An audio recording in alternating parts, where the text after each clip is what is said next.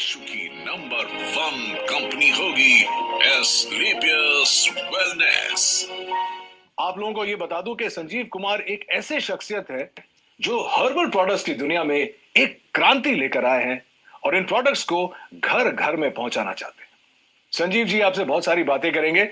सबसे पहले तो मुझे ये बताइए, मैं बहुत ही क्यूरियस था ये जानने के लिए कि ये जो नाम है एस्क्लेपियस वेलनेस, ये आपने कैसे सोचा और इसका मतलब क्या है? एस्क्लेपियस वेलनेस का मतलब है sir god of medicine. God of medicine? जी जी, ये ग्रीक के भगवान थे। अच्छा। तो जब मैंने सोचा कि मुझे ये काम करना है वेलनेस इंडस्ट्री में, तो वेलनेस इंडस्ट्री में हर्बल प्रोडक्ट्स के माध्यम से लोग ठीक होते हैं, आराम होता है, तो बस थोड़ा ऐसे लगा कि ये नाम बेहतर रहेगा, बेस्ट रहेगा।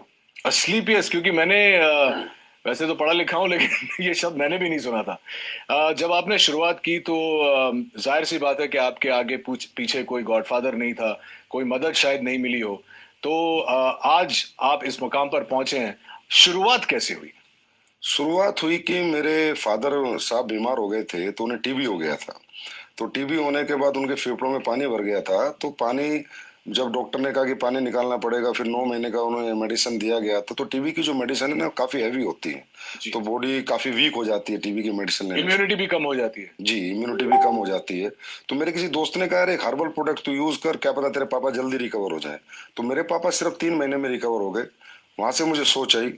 संजीव जी, जब भी हम लोग कोई नई चीज, कोई नया बिजनेस, कुछ भी नया शुरू करते हैं, तो जो हमारे सबसे करीबी होते हैं, जो दोस्त होते हैं, खासकर जब आप छलांग लगाते हैं, तो लोग सोचते हैं कि अरे यार ये तुझसे नहीं होगा, इतना बड़ा क्यों सोच रहा है। आई एम श्योर कि आपके साथ भी शुरुआत में ऐसा हुआ होगा।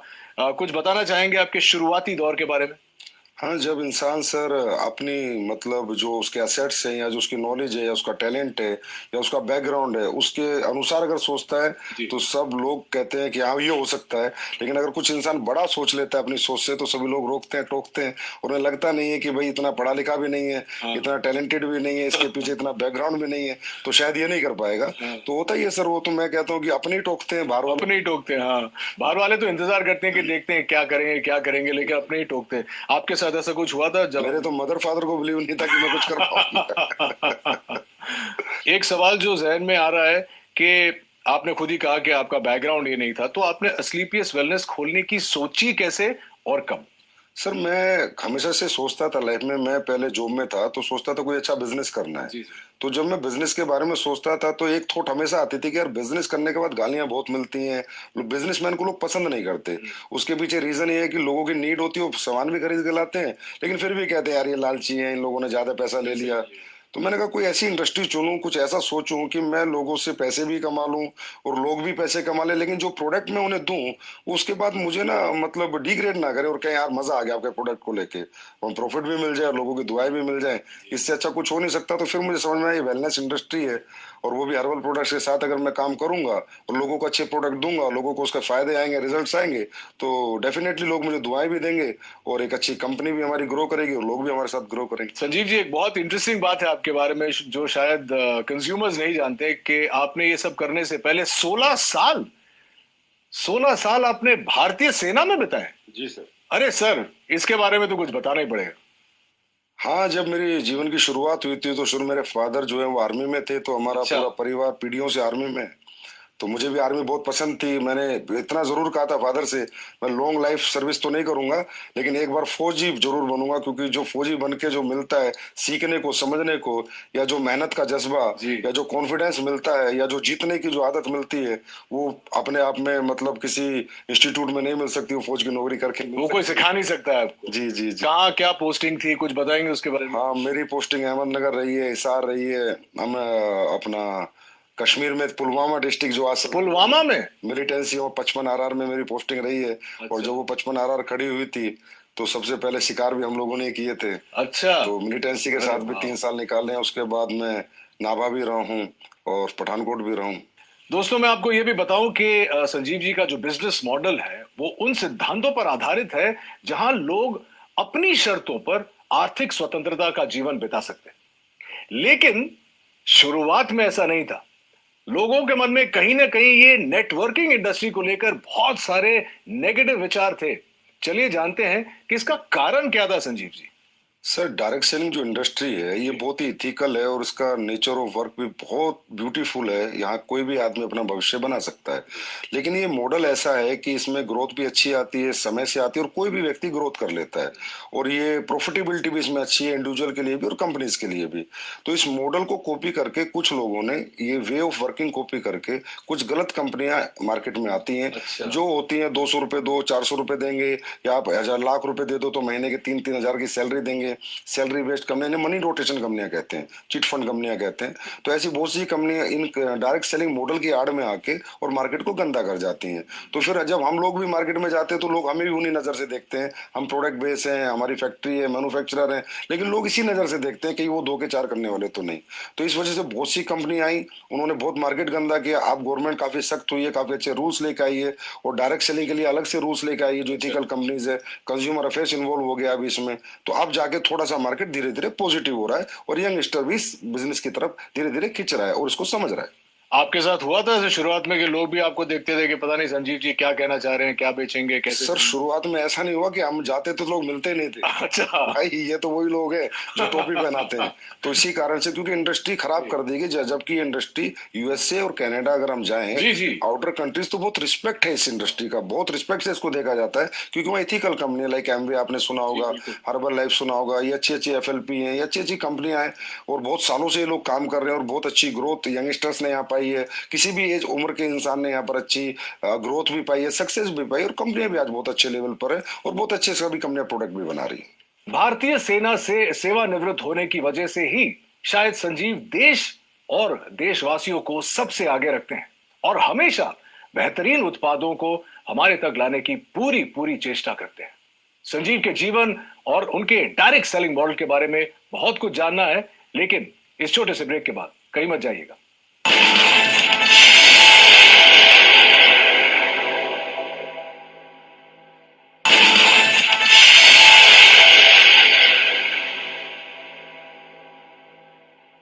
तो ये तो अच्छी बात है संजीव जी। तो ये बताइए हमारे ऑडियंस को कि इस वक्त आप किसी प्रोडक्ट पे काम कर रहे हैं या किसी प्रोजेक्ट पे काम कर रहे हैं। आपने मुझे अभी बताया कि आप कुछ लॉन्च करने वाले हैं। आप बताना चाहेंगे हमारे व्यूअर्स को? हाँ सर, प्रोडक्ट पे हम बहुत काम कर रहे हैं। अभी सप्लीमेंट्स पे हम काम कर रहे हैं, जैसे हर्बल पे हमने बहुत काम किया है, हर्बल पे भी काम कर रहे हैं। कुछ एडवांस लेके आ रहे हैं, कुछ एडवांस हर्बल प्रोडक्ट, कुछ एडवांस फूड सप्लीमेंट्स जो कि लोगों की हेल्थ के लिए अच्छे रहें, लोगों की वेलनेस के लिए अच्छे रहें।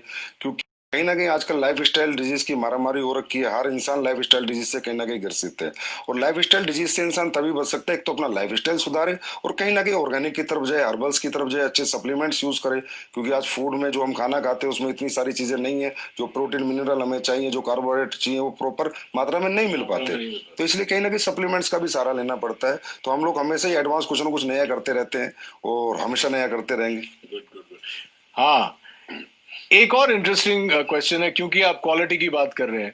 अक्सर देखा जाता है, चाहे वो इंडस्ट्रीज में हो, चाहे वो सप्लीमेंट इंडस्ट्री में हो, रेस्टोरेंट्स में हो, जब शुरुआत होती है तो जैसे एक फिल्म का प्रीमियर होता है तो बहुत लार्ज प्रीमियर होता है। उसके बाद धीरे धीरे जो होता है वो क्वालिटी प्रोडक्ट्स की और खाने की और टेस्ट की और इन चीजों की जो क्वालिटी है वो हमेशा डिक्लाइन होती जाती है समय के साथ साथ।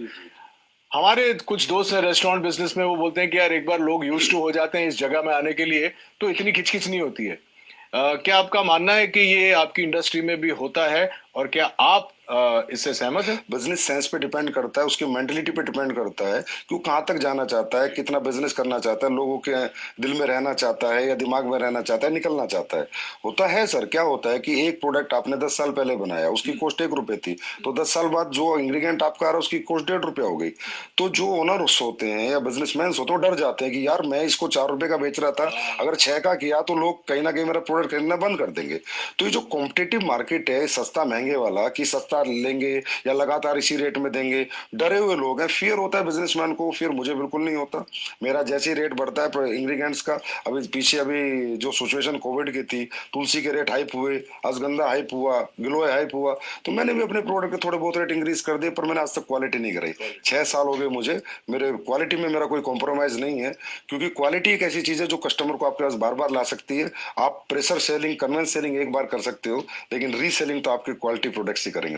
Fantastic, I am so glad कि आप ऐसा सोचते हैं, क्योंकि बहुत कम लोग ऑनेस्टली ऐसा सोचते हैं। और जितने मैं भी फिटनेस में हूँ और बिकॉज मैं एक्टर हूँ, मुझे देखना पड़ता है कि जो बेस्ट क्वालिटी मुझे मिले, चाहे खुराक से हो या सप्लीमेंट से हो, वो मेंटेन करना बहुत जरूरी है। I am very glad that you think like that. आपने डायरेक्ट सेलिंग के लिए आप कुछ भी सेल कर सकते थे, आपने हर्बल प्रोडक्ट्स ही क्यों चुने? सर हर्बल प्रोडक्ट चुनने का कारण ये है, सबसे पहला कारण तो मेरी फैमिली में एक ऐसी घटना हुई थी कि मेरे पापा को टीबी हो गया था। तो उनके फेफड़ों में जब पानी भर गया था, तो जो डॉक्टर्स 9 महीने का कोर्स देते हैं टीबी में, तो बड़ी हैवी मेडिसिन होती हैं, 1000 1500 mg की, तो बहुत वीकनेस आ जाती है लाइफ टाइम के लिए। तो मैंने ऐसी किसी फ्रेंड से पूछा, मैंने कहा यार कोई हर्बल में चीजें आती है, तो उसने मुझे एक सप्लीमेंट दिया था, मेरे पापा को मैंने दिया, तो 3 महीने में मेरे पापा रिकवर हो गए। अच्छा। और मैं पहले ही सोचता था कि मैं जो भी कुछ बेचूंगा ऐसा बेचूंगा जहां मुझे लोगों की दुआएं भी मिले और मेरा बिजनेस भी चले और लोग भी कहीं ना कहीं खुश रहे। तो ये सोच के मैंने थोड़ा रिसर्च किया कि मुझे क्या बेचना चाहिए। तो हर्बल प्रोडक्ट्स क्या होता है सर, हमें दो तरह के फूड होते हैं, एक गॉड मेड फूड, एक मैन मेड फूड।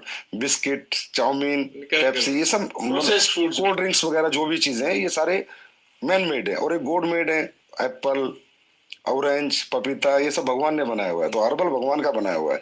तो मैंने सोचा इंसान भगवान की बनाई हुई जितनी चीजें यूज करेगा उतना फिट रहेगा, उतना फाइन रहेगा और वो ठीक रहेगा, बीमार नहीं रहेगा। वैसे भी हमारे देश में आपको पता है बीमारी बहुत ज्यादा है और बेरोजगारी भी बहुत ज्यादा है। तो ये दोनों चीजों को मद्देनजर रखते हुए मैंने ये सोचा कि एस्लीपियस बनाते हैं, बीमारी भी खत्म हो और बेरोजगारी भी खत्म हो।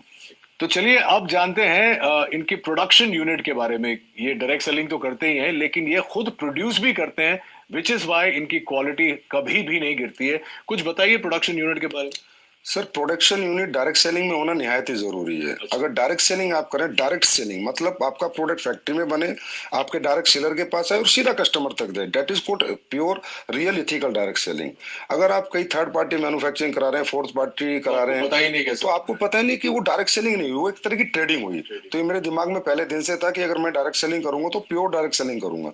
तो आज हमारी सर दो फैक्ट्रियां ऑलरेडी हैं और दो फैक्ट्रियां भी हमारी बन रही हैं। प्रोडक्शन यूनिट में 400 के पास लोग काम करते हैं। बहुत बड़ी R&D टीम है, बहुत बड़े लैब हमने स्टेब्लिश कर रखा है जिसके प्रोडक्ट की गुणवत्ता बरकरार रहे, गुणवत्ता बनी रहे, क्वालिटी बनी रहे। तो जयपुर में सर सीतापुरा में हमारी मैन्युफैक्चरिंग यूनिट्स हैं और अभी हमारी काफी 1 लाख स्क्वायर फीट में एक नई मैन्युफैक्चरिंग यूनिट तैयार हो रही है और 6 महीने बाद फिर 1 लाख स्क्वायर फीट में दोबारा एक तैयार। Very very impressive. मैंने कुछ देर पहले R&D के बारे में बात किया था, और अब आप कह रहे हैं कि आपकी खुद की जो प्रोडक्शन यूनिट है, तो आप क्वालिटी कंट्रोल करते हैं। तो सोर्सिंग के बारे में आपका मतलब, उसमें भी आपका 100% योगदान है कि सोर्सिंग भी आप खुद ही करते हैं, R&D के ऊपर भी आप बैठते हैं? जी सर, सोर्सिंग ही सबसे बेस है सर। अगर प्रोडक्ट का आपके इंग्रेडिएंट्स रॉ मटेरियल की सोर्सिंग अच्छी नहीं होगी, क्योंकि देखिए सर रॉ मटेरियल भी ट्रेडर ही बेच रहे हैं। अब हमारे देश में तो ये है कि जी अश्वगंधा का ओरिजिनल का रेट है 1300 रुपए और आप कहोगे मुझे एक्सट्रैक्ट दे दे, तो बोला 5:1 का ले ले 1300 रुपए। मतलब जहाँ 5 किलो का 6500 रुपए रेट है, 1300 का एक्सट्रैक्ट मिल रहा है, तो प्योर एक्सट्रैक्ट हो ही नहीं सकता। इसलिए सोर्सिंग में हमें बहुत ज्यादा सीरियस रहना पड़ता है, समझदार बन के सोर्सिंग करते हैं। तो हम लोग ज्यादातर जंगलात की सोर्सिंग करते हैं, मध्य प्रदेश जंगलात, उत्तराखंड जंगल से, गवर्नमेंट के जो इंग्रेडिएंट्स, गवर्नमेंट की जो सोसाइटी है उनसे हम प्रोडक्ट खरीदते हैं, प्लस कॉन्ट्रैक्ट फार्मिंग कराते हैं। और तकरीबन हम कोशिश करते हैं कि हमें रॉ हर्ब्स अच्छी मिले, क्योंकि सर रॉ हर्ब्स अच्छी होंगी तभी प्रोडक्ट बनेंगे, नहीं तो अच्छे नहीं बन सकते। और इतने प्रोडक्ट्स आप जो ऑर्गेनिक सोर्सिंग करते हैं, उसके बाद भी, उसके बाद का प्रोसेस भी R&D करते हैं? जी, उसके बाद R&D बहुत होती है सर। प्रोसेसिंग बनता है, उसकी स्टेबिलिटी टेस्ट होता है, 1-1 साल 3-3 महीने के टेस्ट हैं, 6-6 महीने के टेस्ट हैं। स्टेबिलिटी उसकी कितनी है, वो गर्मी में खराब तो नहीं होगा, इस किस मौसम को सभी मौसम में सूट करेगा नहीं करेगा। तो काफी अच्छा लंबा चौड़ा प्रोसेस होता है, उसके बाद प्रोडक्ट बाजार में आता है। दोस्तों, कहते हैं कि हर्बल प्रोडक्ट्स आपकी जिंदगी बदल सकता है, और असलीपियस वेलनेस ने इसे अक्षरशः साकार कर दिखाया अपने बेहतरीन वेलनेस प्रोडक्ट्स और डायरेक्ट मार्केटिंग मॉडल के जरिए। अपने इन्हीं प्रयासों के लिए संजीव कुमार जी को भारत के पूर्व राष्ट्रपति श्री प्रणब मुखर्जी ने चैंपियंस ऑफ चेंज अवार्ड से नवाजा। संजीव के साथ बहुत सारी बातें करेंगे, लेकिन इस छोटे से अंतराल के बाद कहीं जाइएगा मत।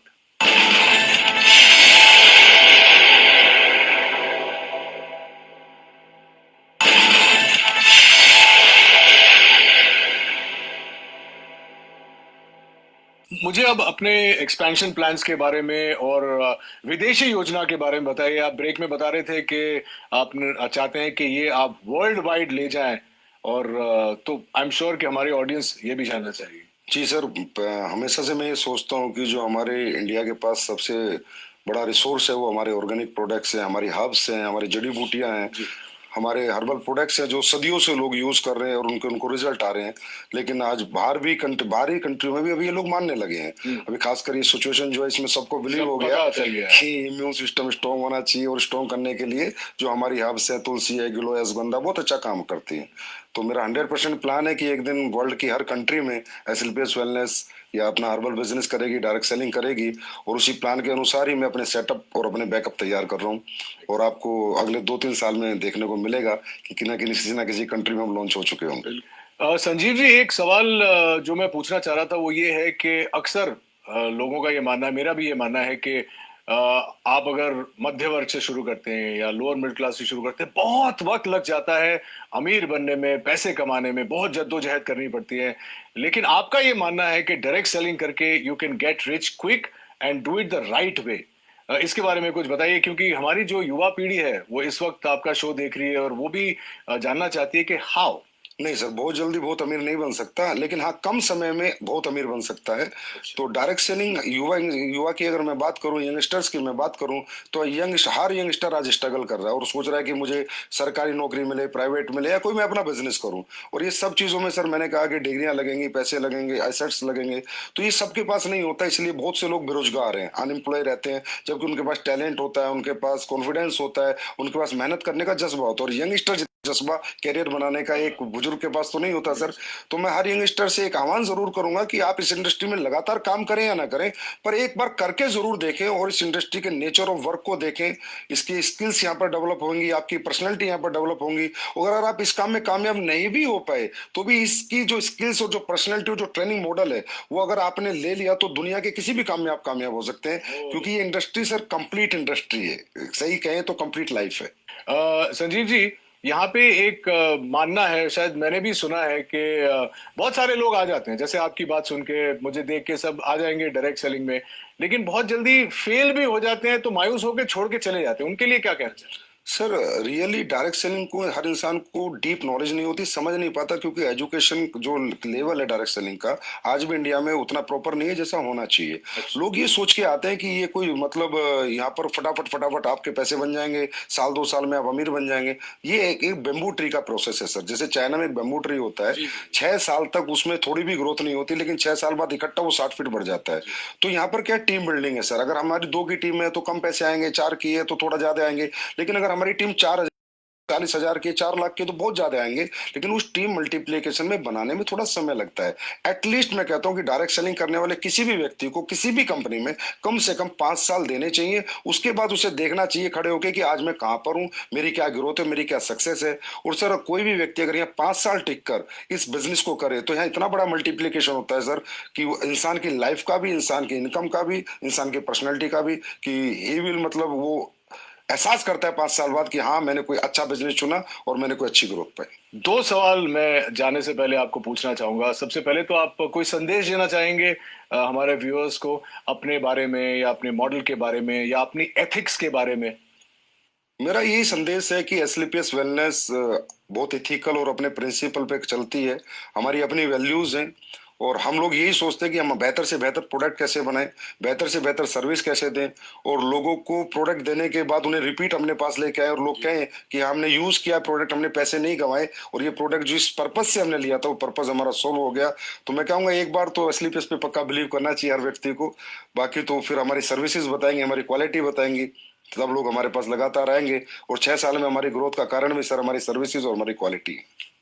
तो देखा आपने कैसे अपने छोटे से सपने को संजीव ने अथक प्रयासों और बुलंद हौसलों से इतना बड़ा परिवार बना।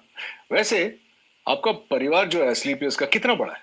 अभी सर 9 लाख के करीब डायरेक्ट सेलर से, यूजर से, कस्टमर से। 9 लाख? जी सर। वाह! और इस 9 लाख के परिवार को हम और आप स्लीपियस फैमिली की तरह जानते हैं। उम्मीद है कि आपको भी संजीव की कहानी सुनकर प्रेरणा मिली होगी। आज के हमारे अंक में बस इतना ही। अगले अंक में इन्हीं की तरह किसी और इंटरेस्टिंग शख्सियत से मुलाकात होगी। Till then, take care of yourself and please stay safe, maintain social distance and mask. This is Rohit Roy saying नमस्कार।